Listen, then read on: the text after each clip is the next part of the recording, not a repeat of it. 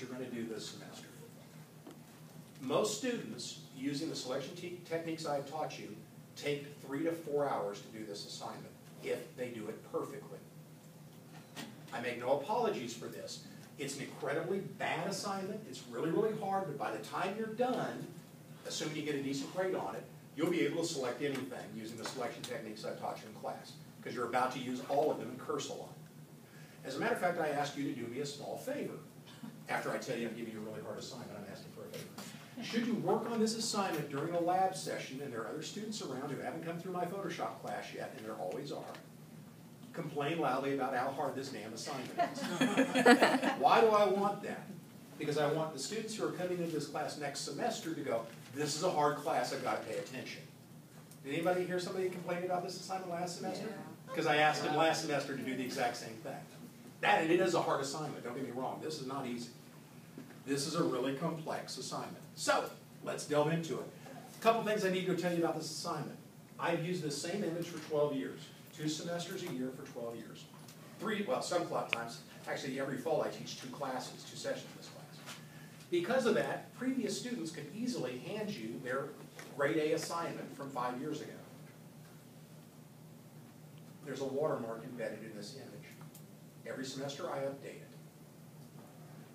If I suspect that you got the assignment from a friend of yours who came through here earlier, I can run a little piece of software that you do not have on your computer. It's a plug-in. It will reveal the watermark and tell me what semester this file's from. Your chance of finding that watermark is 0 if you don't have the right software. It's embedded in the brightness values of the image. Please do not make me go check your homework when you turn it in. Number 2, this is a hard assignment. Have I said that about 5 times?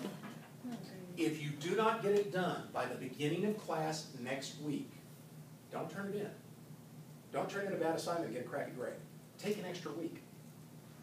If you do this thing in 2 weeks, and it's perfect, you're going to get a 90% on it, right? 180 points, because this is a 200-point assignment. 90% is still an A. So you can take 2 weeks on this thing, assuming you actually use that 2 weeks to your advantage and work on it, and you can get an A on this sucker. You can take 3 weeks, make it perfect, and get a B. Is that B turning it in on time, crappy, and getting a lousy grade?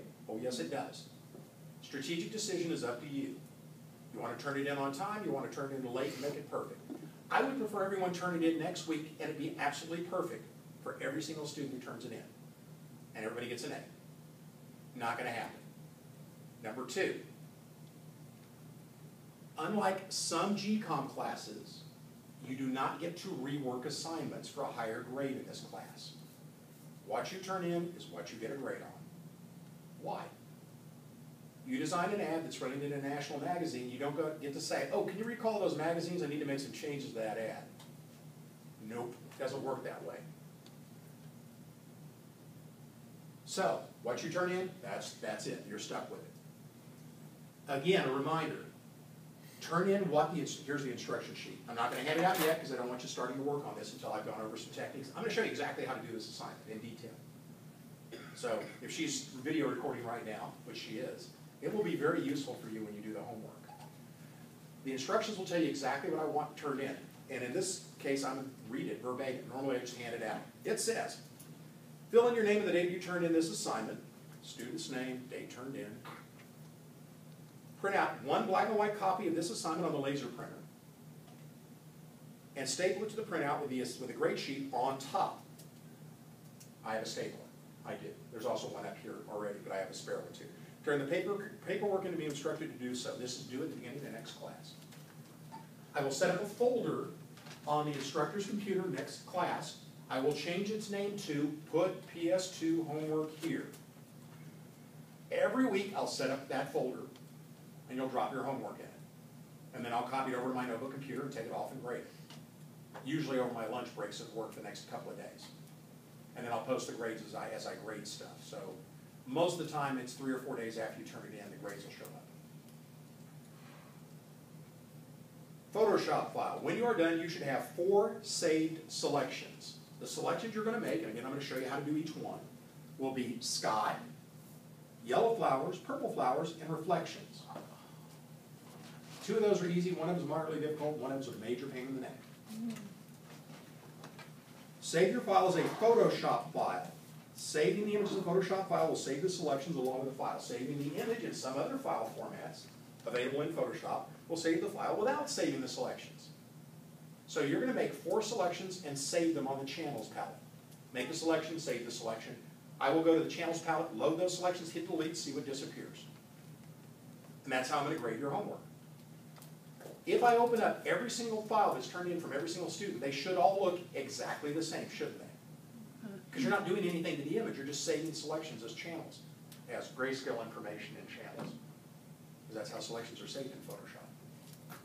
So if the image you turn in looks different from that, you did something wrong. We're not splitting things up into layers, you're not selecting the sky and putting it on its own layer, we're not doing any of that. You're making 4 selections, you're saving them, that's it. So when I open the image up, it should look unchanged. Until I go to the Channels palette and start loading the selections and hitting the delete key to see what vanishes. All right, turn in this assignment at the beginning of the next class session by placing it in a folder. Name the folder with your name, not the words your name. Then place a folder on the file server when directed to do so. And I will throw that window up on screen. So when you turn it in, it'll pop up on screen and you can see that you turned yours in. If you don't see it up on screen, that means you didn't turn it into the right folder. And you'll have to raise your hand and I'll come help you. It says, accurately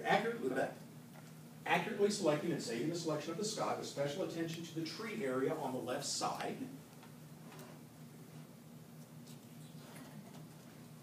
That's over here. Look familiar? Saving sky in and among tree branches. Haven't we just done that a whole bunch? That's worth 40 points, up to 40 points. Accurately selecting and saving the selection of the yellow flowers, just the yellow part of the yellow flowers. Take a look at the purple flowers. Do you notice something in the middle of all the purple flowers? Yellow. Those are not the yellow part of yellow flowers. Do not select that.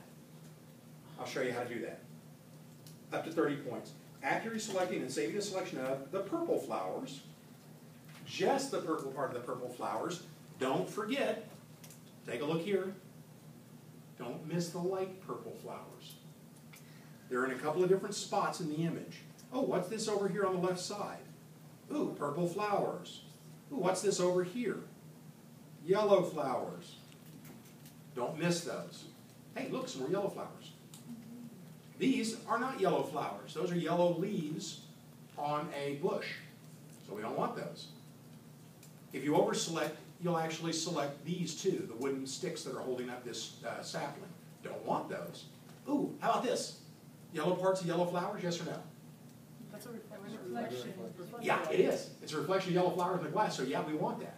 Oh, okay. In the yellow flowers? When you get the selection of yellow flowers, should include these. If it doesn't, I'm probably not going to count off too much.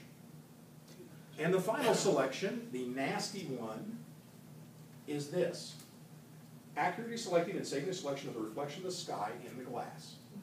Only where the sky is reflected in the glass. Not the trees, not the car across the street, just the sky reflected in glass. Take a look.